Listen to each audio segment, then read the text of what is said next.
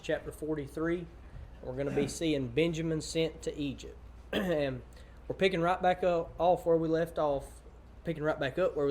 Genesis chapter 43. And as we read last week, the famine that God gave Pharaoh in his divine dream kind of brought it up to him, Joseph interpreting it. That famine has come to pass, and it's a great famine. And Joseph was appointed leader over Egypt during this time to help lead them through the famine because he interpreted the dream. And his brothers have already come, got their first ration. There's a lot of people coming in and out of Egypt getting their food and stuff. And remember, this famine covered a huge area, if not most of the earth. And many people were unaware of how long this famine was. The people that weren't were Joseph, the Pharaoh, and probably the heads because it was interpreted in the Pharaoh's divine dream. So chapter 43 is just continuing right where we left off. So let's get into it. Genesis chapter 43, verse 1. And the famine was sore in the land. And the famine being sore in the land, meaning this famine was severe. And remember back in chapter 41, Pharaoh's divine dream was illustrated and given him by God twice. And Joseph interpreting that it was given to him twice to kind of show God showing them the severity and importance of this famine. That's why it was given more than once. This famine was a severe famine. A lot of the world being affected by it. So verse 2.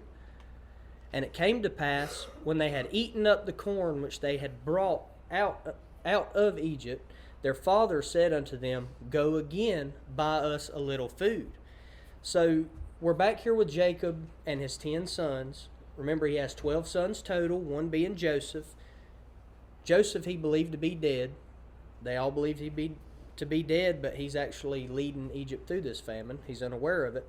And Simeon's the other of the 12, and Joseph kept him bound in Egypt from the first time they went and got food, kind of keeping them captive for when they come back. So verse 3. And Judah spake unto him, saying, The man did solemnly protest unto us, saying, Ye shall not see my face, except your brother be with you. So Jacob's telling his sons to go back and get more food. Judah is speaking up and telling them, we can't show our face back there without our brother. Well, the brother they're talking about here, they're referencing Benjamin, the youngest. And Benjamin was Joseph's full brother. Benjamin and Joseph were both the children of Jacob's favorite wife, Rachel. And Joseph is believed by his father to be dead at this time, so Benjamin is sort of the favorite son. And we're going to get more into that here in a minute. Verse 4. If thou wilt send our brother with us, so this is Judah speaking to Jacob, if thou wilt send our brother with us, we will go down and buy thee food. So they're telling their father Jacob that the only way they can go back and get food is if they send Benjamin with them. And Jacob showed his favoritism for Joseph because he was believed to be dead. If we remember, Joseph was given the coat of many colors, which was a rare item at the time. So understandably, Jacob's going to have some great favoritism over Benjamin. That's his last son from Rachel, who was his favorite wife. And after all, he believes Benjamin, once again, is his last son from Rachel. And the last time he sent his favorite son out of the land, his favorite son was killed, being Joseph, which we know he wasn't, but Jacob doesn't believe it. He was actually sold off by his brothers. So verse 5. But if thou wilt not send him, we will not go down, for the man said unto us, Ye shall not see my face, except your brother be with you. So once again, they're telling Jacob, we will not go down and try to get food if you don't send Benjamin with us. Reiterating, Benjamin has to go with us for us to bring back more food. There's a famine, and we need food, but we're not going back. The Egyptian being Joseph, made it clear. Verse 6. And Israel said, Wherefore dealt ye so ill with me, as to tell me the man whether ye had yet a brother? Jacob being Israel, saying, Why in the world would you tell him you had another brother? And he's showing expression that he's pretty aggravated about this at the time. And remember, Jacob's a very intelligent man. He has a lot of common sense. And we've seen through his upcoming story him kind of showing smart plan of action throughout his earlier years. And if we remember, Israel's original name Jacob, meaning heel grabber, in his earlier story with his brother Esau, he shows, and I'm going to put this in quotations, honest deception, right? So ways he can sort of rightly manipulate certain situations. And that's why Jacob's getting upset with his sons about this, because he's familiar with that rightful deception. Why would you even tell him you have another brother? But if we remember, they were caught off guard. So verse 7. And they said, the man asked us straitly of our state and our kindred, saying, is your father yet alive? Have ye another brother? And we told him, according to the tenor of these words, could we certainly know that he would say, bring your brother down. Remember, these men don't realize Jacob is who he is. He's playing the role of that Egyptian leader. So Joseph's asking them questions that most strangers wouldn't be asking. But Joseph knows them. He knows who they are. And just like the question, how is your father? This caught them off guard. Joseph and their father were very close in relationship, so they weren't really expecting this Egyptian leader to be asking about their personal family. It was uncommon. They don't realize that Joseph is who he is. So verse 8. And Judah said unto Israel, his father, send the lad with me, and we will arise and go, that we may live and not die, both we and thou, and also our little ones. So what are we seeing from Judah here? He's kind of stepping up and playing the leadership role over his brothers. And he's telling his father, look, send Benjamin with me. If we don't go and collect food for our people, our families, our children will die. We don't have any other choice. And also, again, showing emphasis on the severity of this famine at the time. But Judah's stepping up here. He's showing pretty good leadership of that responsibility of making sure he takes Benjamin and brings him back safely to his father. And, well, let's keep reading. Verse 9. I will be surety of him, that being Judah. Of my hand shalt thou require him, if I bring him not unto thee, and set him before thee, then let me bear the blame forever. So surety, Hebrew meaning to give or be security of or over. Judah's taking big ownership over his brother Benjamin, saying, if anything happens to him, I'll be the one to blame. Not my brothers, not you, not anyone. I'll take the blame. And given the circumstances, this is a pretty bold statement. We know, Joseph already kept Simeon in bondage at the drop of a hat. So Judah's really showing his understanding of the importance of this trip. They have to have this food. They can't go collect more food for their people without bringing Benjamin, because then that puts their whole tribe at risk of starvation. So Judah's really stepping up here. This is a pretty big ordeal. Verse 10. For except we had lingered, surely now we had returned this second time. So this is giving us somewhat of a context, a period of time. We had lingered. So showing there had been some time between now and the first time they received food in Egypt. And I just want to point out that Simeon's still captive here. He's still captive in Egypt. And even after this period of time, even Jacob having that covenant between God, he doesn't know the time period of this famine. The only ones that do are the ones that were a part of Pharaoh's dream. So they're kind of caught off guard by this whole situation. And we're going to see this is just God's plan unfolding. Verse 11. And their father Israel, or Jacob, said unto them, if it must be so now, do this. Take of the best fruits in the land in your vessels, and carry down the man a present, a little balm and a little honey, spices and myrrh, nuts and almonds, and take double money in your hand, and the money that was brought again in the mouth of your sacks, carry it again in your hand. Peradventure, it was an oversight. So their father Jacob is giving them the green light here and giving them like a smart plan of action take gifts, take double the money, because it must be so. And maybe they just overlooked the payment. Because if we remember, they went and got food, but when they got back to the camp, they still had all their money. So Jacob, look at that phrase there, because it must be so. Jacob, who is a man of God, is sort of showing his shortcomings of the flesh here. And he's scared to lose his son. He's so scared to lose his son that he's forgetting to have faith in God's plan. He's forgetting to have faith in God's protection. God's plan will be done. He's not really showing us a great representation of his faith in God. And we're going to hit on that a little bit deeper in just a second. Verse 13. Take also your brother, excuse me, and arise, go again unto the man. So, saving this instruction for last, showing he's kind of hesitant on it, take your brother. And God Almighty give you mercy before the man, that he may send away your other brother and Benjamin. If I be bereaved of my children, I am bereaved. And bereaved in the Hebrew dialect here meaning to suffer abortion, to lose his children. And when reading through this verse here, I almost read it as a negatively optimistic statement, like a glass half empty statement from Jacob. Jacob's doubtful throughout this conversation with his sons, but yet he does understand that this is the only way his people can be fed.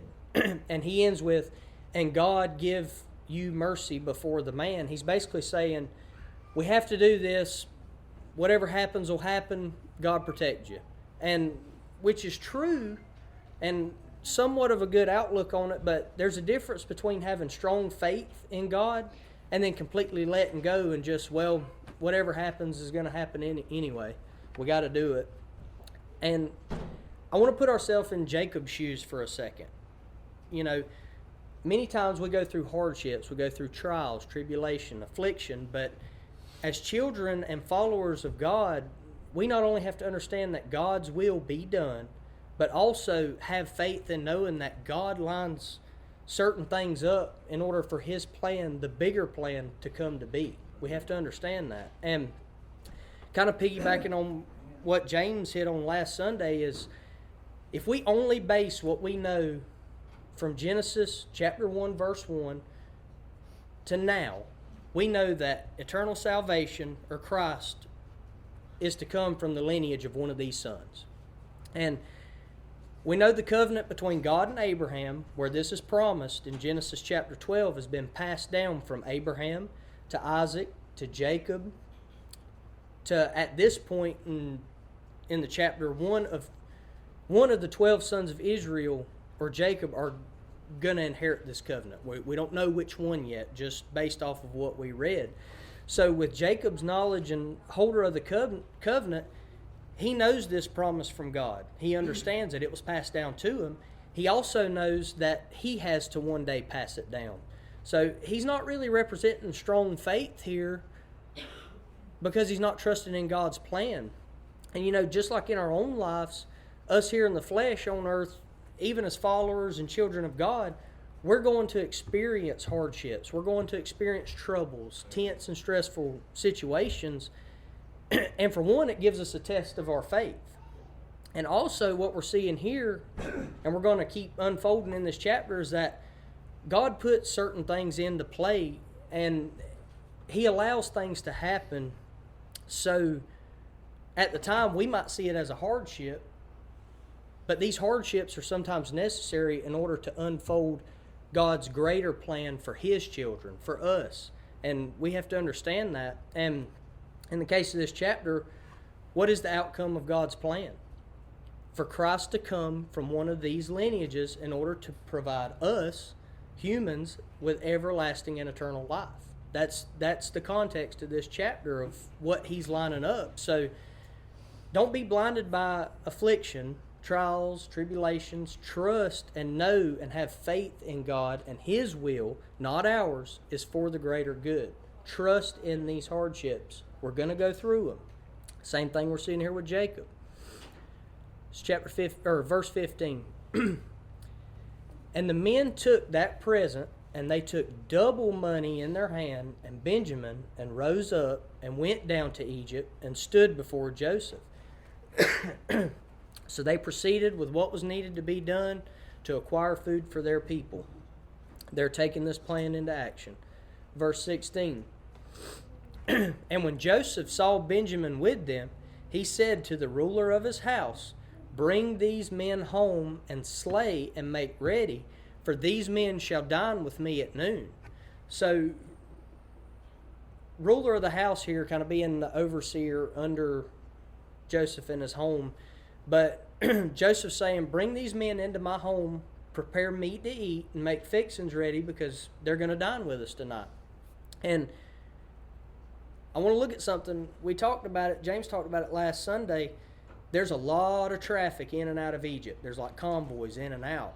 And these men are kind of being separated from all those other people going into Egypt getting food. So we're going to kind of see, keep that in the back of your mind here. Verse 17. And the man did as Joseph bade, and the man brought the men into Joseph's house. And the men were afraid, because they were brought into Joseph's house, and they said, Because of the money that was returned in our sacks at the first time are we brought in, that he may seek occasion against us, and fall upon us, and take us for bondmen and our asses. So they were afraid, because once again Joseph separated and singled them out from the rest of the convoy and traffic getting grain from Egypt. And they think because it was because they never paid for the first purchase, and Joseph's going to be wroth with them. That's what's going on. And James went over this last Sunday. They didn't know that Joseph covered the payment. This is his project, and the Pharaoh put him in charge, and he has power over the money, over the food, so he can allow certain things to happen and slip through the cracks, whether he paid their portion or just let them have it. So verse 19. These men are scared that Joseph's going to be wroth with them. Verse 19. And they came near to the steward of Joseph's house, and they communed with him at the door. So pay attention here. They're speaking with the Egyptian steward of Joseph's house, not Joseph. Verse 20.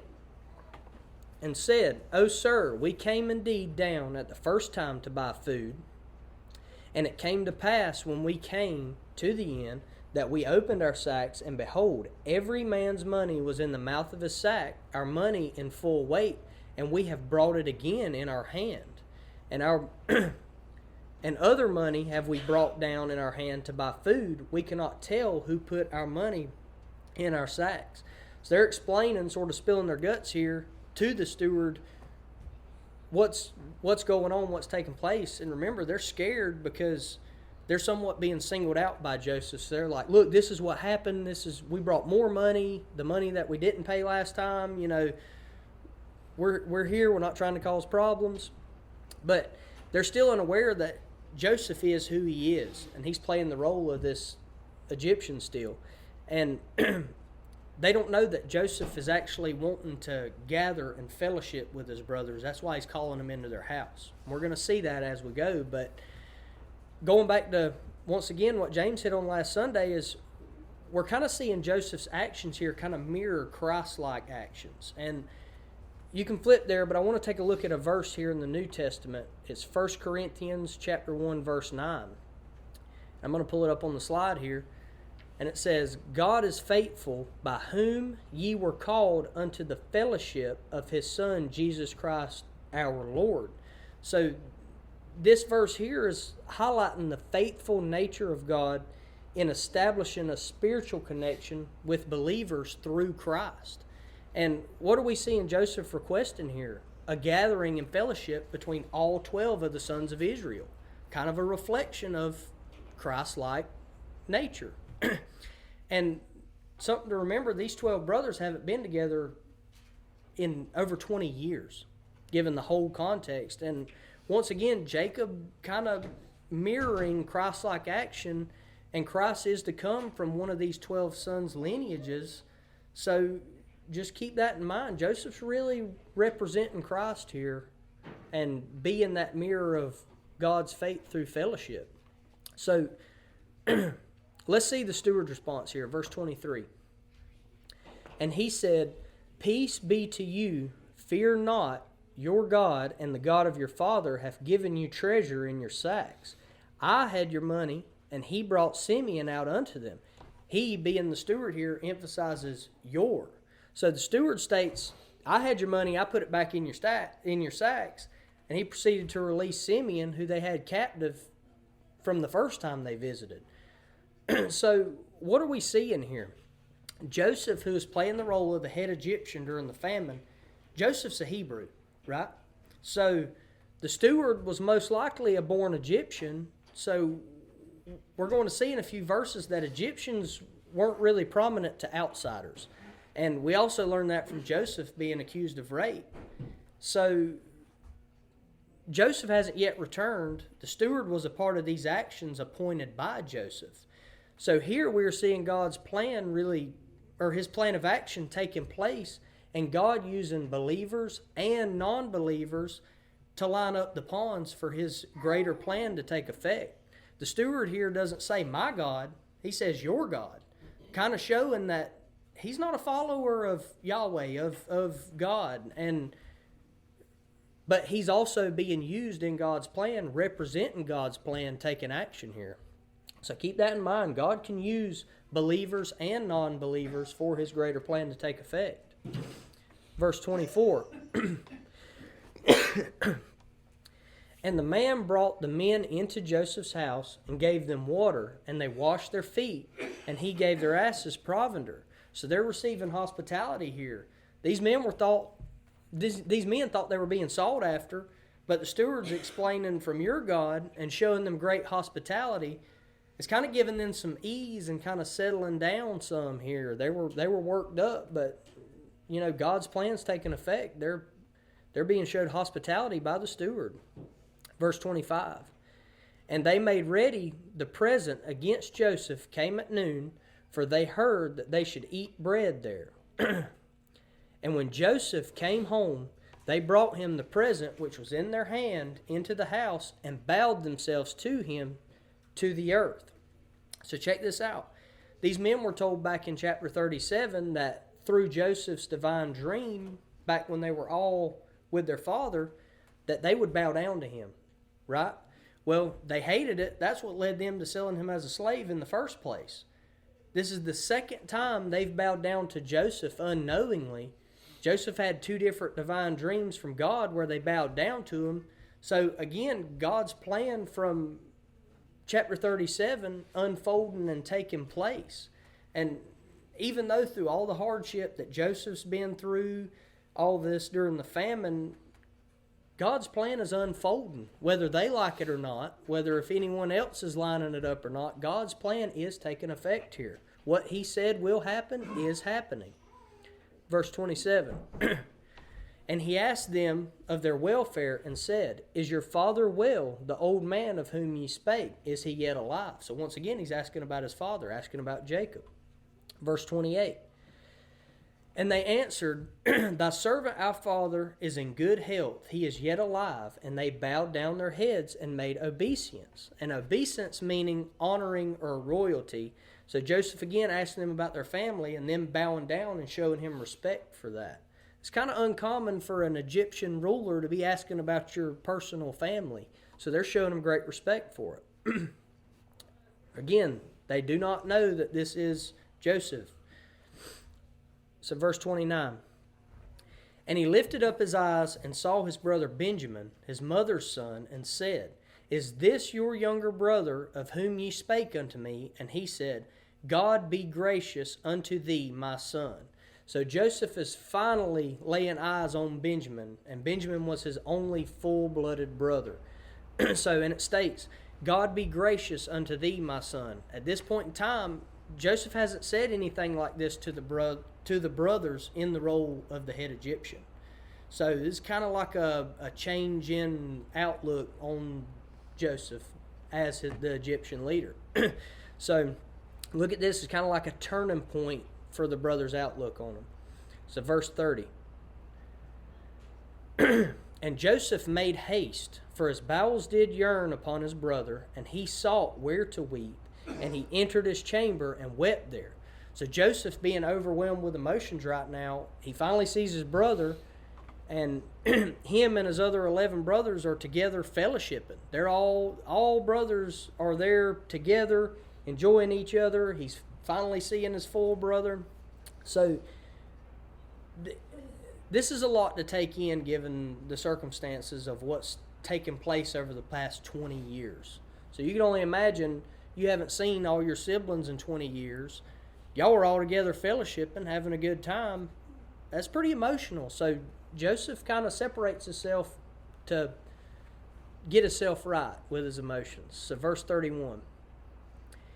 And he washed his face and went out and refrained himself and said, set on bread. And so he stepped away to weep, and he washed up, leaving no signs that, he was worked up about his brothers, because he still doesn't want them to know who he actually is.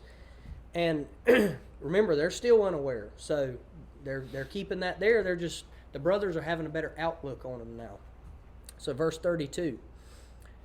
And they said on him, for him by himself, and for them by themselves, and for the Egyptians which did eat with them by themselves, because the Egyptians might not eat bread with the Hebrews, for that is an abomination unto the Egyptians.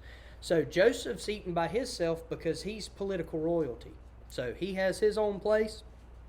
The other Egyptians of the house are eating separated from the 11 brothers because, quite frankly, there was a sense of racial superiority in Egypt, right? They didn't intermingle. That's what's taking place. So they segregated because it was believed the Egyptians to be wrong to intermingle with outsiders with certain things, dining being one of them. They're eating separated. Verse 33. And they sat before him, the firstborn according to his birthright, and the youngest according to his youth. And the men marveled one at another. And he took and sent messes unto them from before him. But Benjamin's mess was 5 times so much as any of theirs, and they drank and were merry with them. So all these brothers sat together, fellowshipping. Joseph sent messes of food with them. They're having a great time. But he gives Benjamin 5 times more in a sack than the others. So Joseph's kind of showing favoritism over Benjamin, just like their father Jacob does. That's his full brother. But what does 5 in biblical numerics stand for? We just talked about it first thing this morning. Grace of God. Again, it's written in the number, God's plan taking effect. So I want us to really focus here on what's taking place more to the last half of this chapter. So Joseph is showering these men with hospitality. These men still unaware that Joseph is who he is. He's still playing the role of that Egyptian leader. But what's Joseph's hospitality representing?